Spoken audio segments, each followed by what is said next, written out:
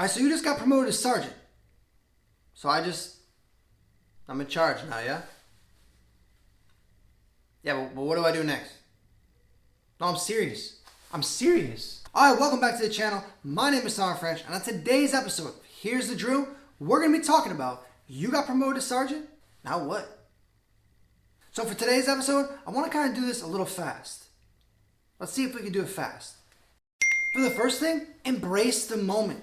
Embrace this moment that you just got promoted to sergeant. This is the first rank, the first one that you got, that you didn't get handed to you. You had to go earn it.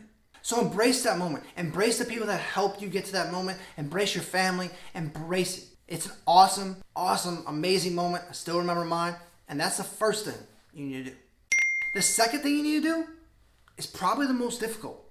And I could probably do a whole episode on it. Maybe I will. You need to bridge the gap from being a specialist one day to a sergeant the next day. And how does that affect your friends? You got a lot of them in your ranks. How do they treat you? Do they treat you differently? If they were your best friends, and they are your best friends, they would treat you with respect all the time. When you're at work, you're a sergeant. When you're off work, we're friends. It's that easy. But it's going to be very difficult for you to find that needle and which side do you need to be on, friends and NCO, because you got a job to do. Most of the time, you move platoons, you move squad, you move teams. It's going to help you out as an NCO. Maybe we'll do an episode on it later. More to follow. Be, know, do. If you've ever gotten that board question and you know what that means, that applies to you right now. You just got promoted to sergeant. Hopefully you've been performing like a sergeant for a little while, so you kind of know what the ropes are. You need to be that example and that leader that you always set out to be. When I get pinned, I'm going to be a great NCO. I'm going to not do this. I'm going to do this. You need to be it. Be that leader. You need to know your job. You need to know those regulations. You need to know what to do when it's time to do it. You need to know it. And you need to be able to display that knowledge all the time. And you need to lead by example. You need to get those results. Get those achievements. Walk the walk. Talk the talk.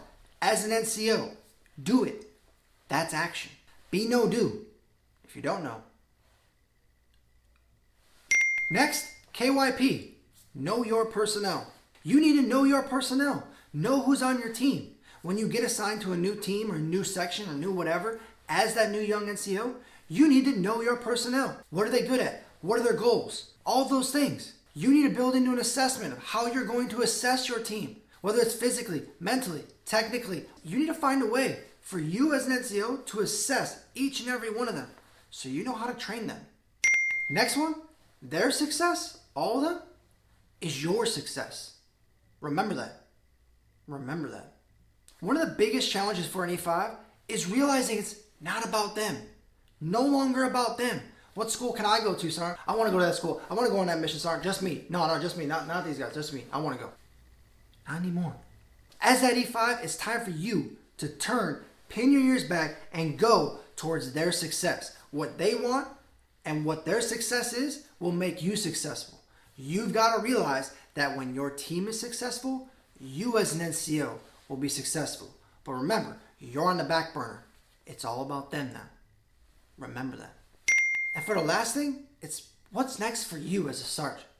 After you get through grinding for your team, you got to focus a little bit about yourself. After you put them first. But what's next for you? I want you to start thinking of some schools that have impact in the company. There's two, and I want you to start thinking about which one you can do that fits the best mold for you. One is Master Fitness Trainer. You do MFT and you go to that school and become the Master Fitness Trainer for the company and help in grading ACFTs, conducting height and weight, doing these things, setting up the company PT calendar. Yeah, that's all designed by you. That's a great thing for a young E5 to have in the company. Two, MRT, Master Resilience Trainer. That leader is going to get up in front of the company and teach soldiers how to have resiliency, how to bounce back from things, how to get out of this hole I'm in, how to have a better mindset, a positive attitude, how to have more resiliency in the United States military. The toughest job in the United States of America, that's a big thing. And that's a big level amount of impact. So what's next for you as an E5 is you got to start thinking about having company impact. Getting yourself into these FTXs, these ranges, these trainings, finding ways for you to be leading things.